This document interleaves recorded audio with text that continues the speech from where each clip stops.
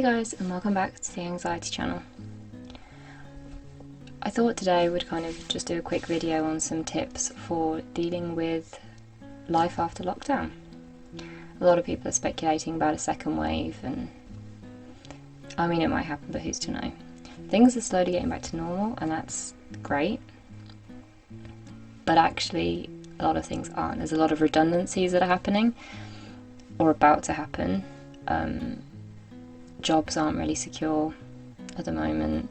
You still can't really see friends properly how you normally would. Shops are starting to open, but everything's still different. And that can be really scary, and that's alright.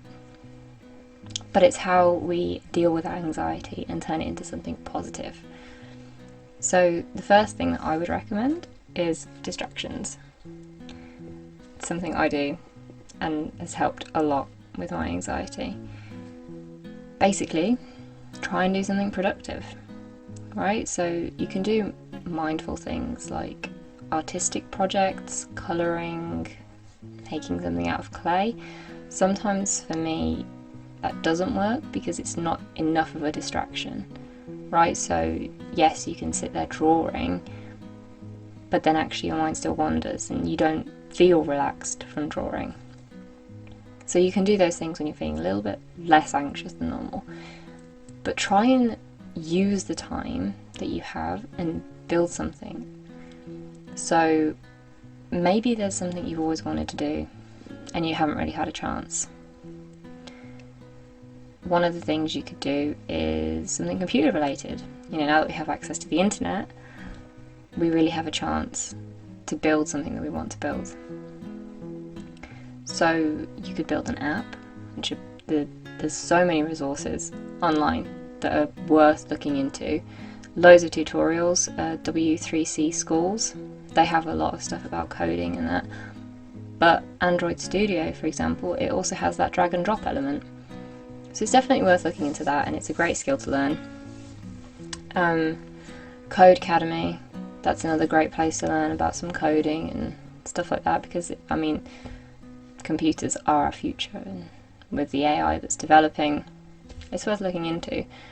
I mean, I know I'm biased because I have a background in computing, but I think it's fun as long as you don't take it too seriously. So the moment it's not interesting to you anymore, or you feel like you're forcing yourself, I wouldn't bother with it, in all honesty, unless it's a career choice.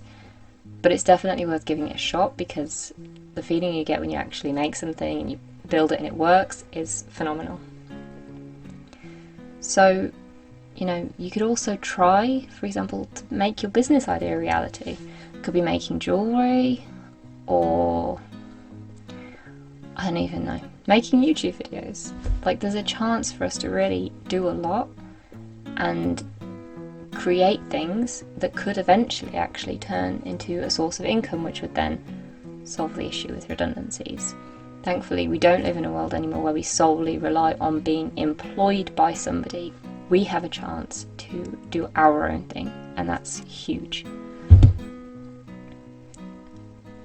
So, the other thing that I'd recommend perhaps is reading. Again, that can be quite difficult, but if you can find a peaceful place in your house, or maybe even outdoors if it's nice, try and read a book that interests you. So young adult novels are great because they're shorter and they move really quickly and they're really relatable. So I would definitely recommend reading. But again, understand that if you're not finding it that interesting, you don't have to continue with it. You can try a different book or try something else. Exercising is great for anxiety, and I've heard it countless times. I myself am not a huge fan of going out and exercising just because I have the time, right? Because I find it boring. I find it that I can often injure myself because I'll push myself too hard, especially when anxious, because you don't really, the adrenaline rush that you get, you don't really realise how much you're pushing yourself. So if you can find a fun way of exercising though, or like a sport that you could try, now that a lot of us are allowed outdoors, badminton, I mean, it's a simple exercise and it can be good fun. Tennis as well, even football, right? As long as you don't get too close to people, that's the issue, because the whole 2 meter thing. But I think there's a lot of opportunities. For me, it's horse riding, being out with horses. For me, that's a real easy way to get fit, and actually it lowers my anxiety a lot. So it's finding things that you enjoy properly. The other thing that's worth trying is some kind of meditation. Now, I, again, don't personally really practice a lot of meditation. I've tried it in the past. I've never found it that helpful with anxiety. But there is a principle to it and a concept that works, and it's proven to work. So meditation, that's something that is worth looking into, and there's loads of apps. Headspace is a good one for guided meditation, especially if you're new to it. I'm sure there's a ton of YouTube videos.